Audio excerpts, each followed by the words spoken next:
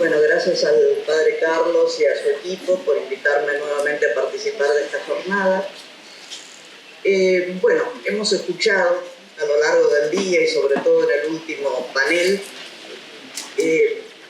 los temas urgentes hoy de un pacto educativo y ver la cuestión social que nos han planteado los últimos panelistas, que nos exigen de alguna manera decisiones urgentes e impostergables. Las políticas públicas sin acciones estratégicas concretas, como las que se planteaban acá, pueden convertirse en declaraciones vacías. Pero también las acciones, sin un etos cultural que les dé sentido y orientación sostenida en el tiempo, pueden convertirse en meros acuerdos coyunturales que no logren conformar un proyecto compartido. Yo voy a tratar brevemente, porque bueno, ya estamos en el final de esta jornada, de responder, tratar de compartir con ustedes algunas reflexiones a través de 3 preguntas. La primera, ¿cuáles son los fundamentos y las tensiones dentro de una cultura del encuentro que posibilite este pacto social del que venimos hablando? ¿Cuáles son los medios? Segunda pregunta. Los caminos, los procesos que deberíamos transitar. Y tercero, cómo desde la educación formal y no formal podemos formarnos para ser protagonistas en esa construcción. Los seres humanos somos relacionales, nos realizamos plenamente en el encuentro con los otros. La identidad propiamente humana implica la pertenencia a una comunidad. Ya decía Aristóteles que el hombre es un ser político, el hombre y la mujer somos seres políticos.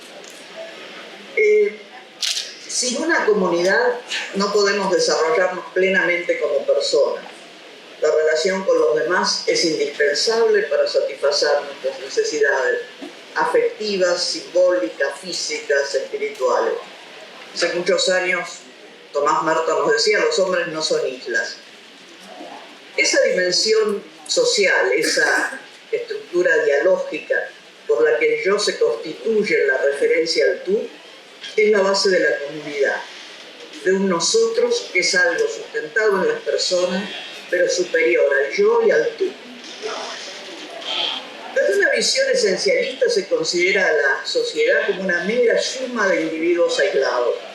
Y por el contrario, cuando la esencia se coloca del lado de la sociedad, el individuo es un mero componente de la misma. Estas visiones sustentan todos los individualismos y los totalitarismos en sus diferentes expresiones. Frente a estas posiciones hay un autor, Enrique del Percio, que propone la relación como una categoría basal de la realidad y rescata el concepto de fraternidad como aquel lazo fundante de las relaciones humanas. Se trata de un vínculo horizontal donde existe el conflicto, pero también la copertenencia de los hermanos a las mismas raíces. Por esto hablamos de un vínculo fraternal. Una relación que muestra la necesidad del otro para comprender la propia identidad y que expresa, por un lado, la igualdad en dignidad de todos los seres humanos y, por otro lado, las diferencias y, por lo tanto, el desafío de una convivencia con inevitables conflictos y tensiones. El concepto de comunidad como pueblo aparece en algunas expresiones del Papa Francisco, que plantea una noción de pueblo vinculada a la memoria, a la identidad y a la responsabilidad de asumir un proyecto común. Proyecto que hoy, en diferentes aspectos, se planteaba con diferentes desafíos por el momento crítico que estamos viviendo. Solo desde la pertenencia a un pueblo podemos entender el hondo mensaje de su historia, los rasgos de su identidad. El pueblo, como sujeto histórico, tiene alma, y porque podemos hablar del alma de un pueblo, podemos hablar de una manera de ver, de una hermenéutica, de una conciencia. Desde esta perspectiva se apela a las reservas de nuestra memoria cultural, a la necesidad y exigencia de lo que hablábamos recién: acuerdos colectivos, participación activa, emprendimientos comunitarios, proyectos previsibles con continuidad. Y para que esto sea posible, nos dice Francisco, hay que saber discernir entre el espejo de la historia con sus figuras ejemplares y los valores fundacionales y los espejismos del consumismo, del mercado, de los internismos, de la superficialidad mediática, de los intereses egoístas que tanto obstaculizan el diálogo y la convivencia fraterna. La recuperación de la amistad social, tan dañada hoy, debería hacerse en clave de servicio.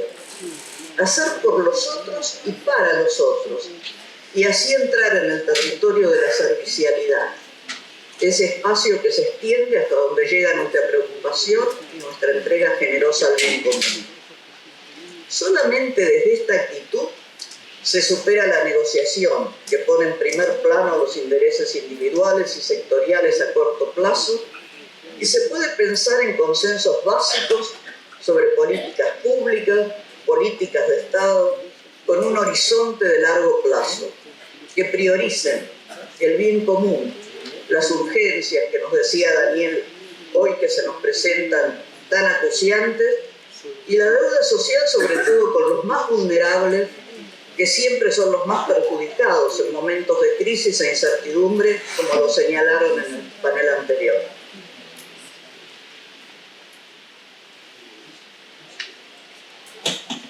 En la exhortación apostólica Evangelii Gaudium, Francisco nos recuerda el modelo que está en la base de una cultura del encuentro. Y él habla del modelo del poliedro, que refleja la confluencia de todas las parcialidades que en él conservan su originalidad. Cada parte tiene lo propio que aportar al bien común, que solo ella puede dar a las demás y al conjunto, ya que esta figura no homogeneiza, no nos hace a todos iguales, sino que hace confluir las diferencias armónicamente y nos hace enriquecernos los unos con los otros. El poliedro tiene muchas facetas, pero todas formando una unidad cargada de matices. Es el modelo de una sociedad donde las diferencias pueden convivir complementándose, enriqueciéndose, iluminándose unas a otras, donde de todos se puede aprender algo. Nadie es inservible, nadie es prescindible, nadie es descartable. En un sistema que ha ahondado tanto las desigualdades, es muy importante, como se decía en la mesa anterior, esto de rescatar el aporte de todos y sobre todo de rescatar aquellos que han sido el aporte de aquellos que han sido las víctimas de un modelo excluyente. Esta unidad en la diversidad, o diversidad reconciliada, es un proceso arduo y no exento de conflictos. Se trata de algo más que de una paz establecida o de un statu quo. Se trata de una meta a alcanzar, de una cultura dinámica que va conformando un pueblo, enriquecido por las diferencias, pero que se reconoce en la tarea común de construir una nación inclusiva, más democrática, más justa y más solidaria. Tal vez hablar de proyecto de país sea más convocante que hablar de planes, programas o modelos, y nos habilita para apelar a la crisis que estamos atravesando como una oportunidad de superar la fragmentación y las divisiones que han sido parte de nuestra historia política. Hoy se hablaba de que, se llama al diálogo y a la mesa de diálogo cuando se está fracasando, se está llegando a una crisis. Y que es importante que al iniciar una nueva etapa se puedan lograr estos acuerdos y que todos tienen que estar en esa mesa, sobre todo los que han sido más víctimas de un sistema que los ha excluido. Hace una década, con motivo del bicentenario, el entonces cardenal Bergoglio, el Papa Francisco, nos decía en ese sentido palabras que yo creo que se resignifican en el momento actual. Nuestra historia es dramática y llena de contradicciones, muchas veces violentas.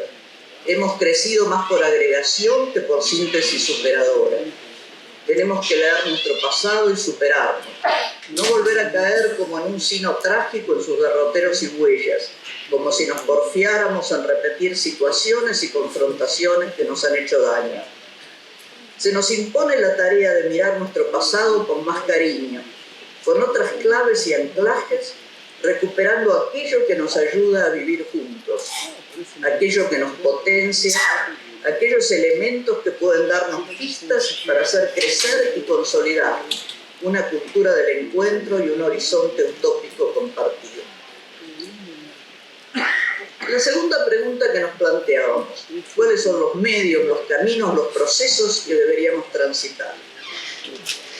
Los consensos de largo plazo para un proyecto de desarrollo integral, con ejes prioritarios, como los que nos decía Daniel Arroyo recién, comenzando por el hambre, los remedios que los mayores necesitan, la necesidad de distintos acuerdos frente a las urgencias sociales y la necesidad de que todos podamos estar en una mesa de diálogo y de impacto, necesitan, por debajo de esta mesa que va a responder a las necesidades más acuciantes de hoy, tal vez un pacto cultural subyacente que nos posibilite un diálogo a largo plazo que también tome estas cuestiones estructurales que periódicamente nos hacen volver a crisis recurrentes. Francisco, en este sentido, nos propone 4 principios que tal vez ustedes los han escuchado, pero que yo creo que se responden muy relevantemente o con mucha eficacia al momento que estamos atravesando. Son 4 principios que se relacionan con tensiones bipolares que se dan dentro de la convivencia social. Sin intentar un análisis, los voy a mencionar brevemente con el propósito de que podamos extraer, podamos pensar a partir de ellos alguna enseñanza para el momento actual. El primero, esto lo dice en Evangelii Gaudium, en el capítulo 4, parte 3, cuando habla de la convivencia social. El primero es que el tiempo es superior al espacio. Se refiere a la importancia de iniciar procesos de largo plazo sin obsesionarse por los resultados inmediatos y por mantener espacios de poder. Se trata de privilegiar las acciones que generan dinamismos nuevos en la sociedad e involucran a otras personas que los desarrollarán hasta que fructifiquen. Es un gesto de grandeza, es un gesto de mirar hacia el futuro, que hoy todos estamos diciendo que más allá de esta crisis coyuntural tiene que ser un modo de hacer política diferente y un modo de vivir una ciudadanía activa diferente. El segundo es la unidad que es superior al conflicto. Los conflictos son inevitables, van a existir, pero hay diferentes maneras de enfrentarlos. Los podemos negar, decir que no existen, decir que no estamos pasando una crisis, que no hay conflictos de interés, que no hay intereses diferentes y luchas por el poder entre los distintos grupos. O podemos dejarnos confundir por ellos y paralizarnos. Los negamos, nos paralizamos, y hay una tercera manera, que es sufrirlos, reconocerlos, resolverlos y transformarlos en un nuevo proceso de crecimiento. Yo creo que en la mesa anterior veíamos distintos caminos para esto, para poder aceptarlos, para poder transformarlos y para poder empezar caminos nuevos. La solidaridad, dice Francisco, entendida en su sentido más hondo y desafiante, se convierte así en un modo de hacer la historia, en un ámbito viviente donde los conflictos, las tensiones y los opuestos pueden alcanzar una unidad pluriforme que engendra nueva vida. El tercero yo creo que hubo también una referencia bastante relacionada con este tercer principio en la mesa anterior, que es que la realidad es más importante que las ideas. Aquí se nos planteó un diagnóstico muy fuerte respecto de ciertos temas urgentes que tienen que ver con las desigualdades y que tienen que ver con las carencias extremas que está viviendo gran parte o una gran mayoría en este momento. Esto de que la realidad es más importante que la idea hace referencia a la desconexión que se puede dar entre ideas y realidades, y una desconexión que puede conducirnos a un puro intelectualismo, academicismo abstracto que nos oculta la realidad en vez de ayudarnos a comprenderla. O también un discurso político sesgado e ideologizado que nos aleja de los problemas reales y del diálogo. Lo que convoca es una realidad iluminada por un razonamiento. Y en esto hay algo que dice Francisco que me parece, refiriéndose a este principio, que lo podemos aplicar bastante. Dice, hay políticos, incluso dirigentes religiosos, que se preguntan por qué el pueblo no los comprende y no los sigue si sus propuestas son tan lógicas y claras. Posiblemente sea porque se instalaron en el reino de la pura idea y redujeron la política o la fe a la retórica. Otros olvidaron la sencillez e importaron desde afuera una racionalidad ajena a la gente. Yo creo que es bastante clara la aplicación a nuestro país. El cuarto y último principio es que el todo es superior a la parte y es más que su mera suma. Se refiere a la tensión entre lo global y lo local, y la necesidad de mantener la identidad y las raíces y al mismo tiempo abrirse a lo universal y a las otras culturas para enriquecerlas y enriquecerse. Ni un globalismo subordinado y acrítico, ni un localismo cerrado.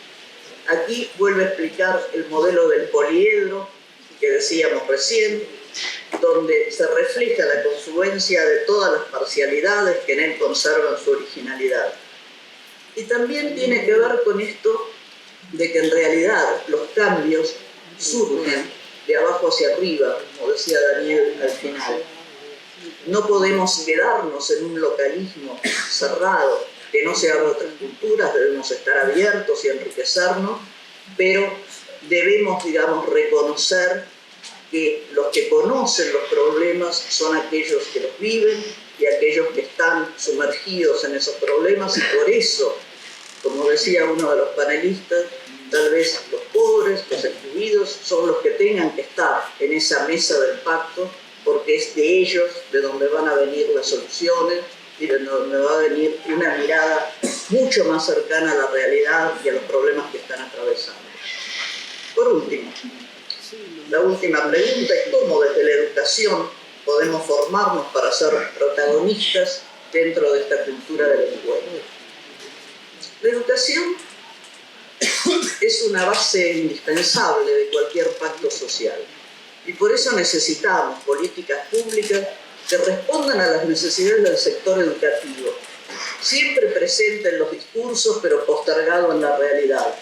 Como se decía acá, necesitamos mejorar la educación, mejorar las escuelas, pero es allí, en las escuelas y con los maestros, donde es uno de los lugares privilegiados para construir esta cultura del encuentro. La educación, como transmisión intergeneracional y crítica de la cultura, debe brindar los saberes, las actitudes, las competencias que nos permitan crecer y desarrollarnos como pueblo. No obstante, este proceso dinámico de la cultura plantea tensiones entre las generaciones, asimilativo, creativa, y debemos reconocer y transmitir un legado histórico común a las nuevas generaciones, a los recién llegados, y al mismo tiempo brindarles las herramientas para transformarlo y renovarlo, para iniciar procesos críticos de discernimiento para construir una sociedad más humana, más justa, más inclusiva. En la construcción de la identidad histórica que está en el núcleo de toda cultura, se juega esta transmisión intergeneracional y el controvertido concepto de autoridad que está en el centro de las discusiones entre la educación. En palabras de Gabriela Dicker, referida a los adultos, nos dice: a lo que no podemos renunciar es a la responsabilidad de asegurar la filiación de los nuevos, la inscripción de los que llegan en una cadena generacional, y esto supone pronunciar palabras de autoridad que no son palabras que obligan, controlan o disciplinan, sino palabras que aseguran la transmisión, es decir, el pasaje de un mensaje transgeneracional que inscribe a los sujetos en una genealogía, los sitúa en una historia que es a la vez individual, familiar y social, y los habilita a transformarla. En definitiva, lo que está en juego es la transmisión misma de la autoridad, el reconocimiento de que las nuevas generaciones podrán a su vez ejercer la autoridad en el futuro. El mundo de la educación es complejo y diverso, los diagnósticos son múltiples y las sucesivas reformas han logrado escasos resultados hacia la meta compartida de una educación de calidad para todos. Los desafíos e incertidumbres del futuro que se vislumbran en este mundo globalizado, de fuerte impronta neoliberal, donde hay tanta exclusión, aparecen muy fuertes como desafíos a la educación. Desafíos que se vislumbran para el cuidado de la casa común desde una ecología integral, las transformaciones que vienen en el mundo del trabajo y de la producción, los muchos desafíos para la convivencia democrática en países con democracias frágiles y para la construcción de un proyecto de desarrollo sostenible, integral e inclusivo, requiere propuestas radicalmente innovadoras en el campo educativo, una escuela y una universidad diferente, pero sobre todo requiere resignificar y fortalecer las raíces culturales que nos marcan una identidad y un destino como pueblo. Una educación de calidad para todos desde estos presupuestos podrá inspirar hoy y generar para el futuro nuevos liderazgos centrados en el servicio, en el diálogo, en la superación de las desigualdades y en la escucha de las necesidades y anhelos de nuestro pueblo. Solamente así podremos avanzar en una construcción de una cultura del encuentro y un proyecto compartido de país.